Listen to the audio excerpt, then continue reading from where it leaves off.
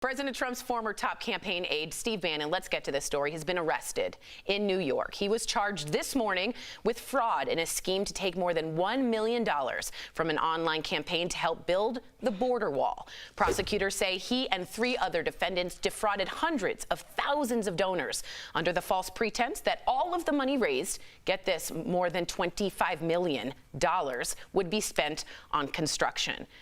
When we say President Trump came to drain the swamp, there's a list of people now being arrested, convicted, maybe some pardoned. What do you think about draining the swamp and a lot of them ending up in jail? Well, I mean, it kind of just is the story of America. You know, if you think about, I remember, you remember New York City's always has this thing for being like a tough city. And I remember passing a stand and it was a T-shirt that had an expletive. It was like blank New York City. And it's like this country, capitalism, takes your anger and it sells it back to you.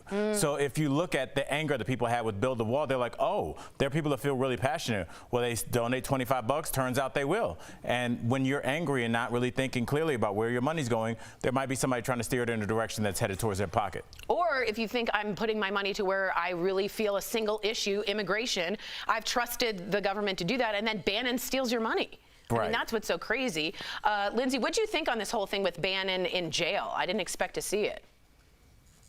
I just think it's incredible when people still think that they can get over. I mean, sometimes a lot of people do get over with stuff, but like to line your own pockets with campaign donations is obviously a violation, obviously fraud. And so this is just insane to see somebody else go down for something like this.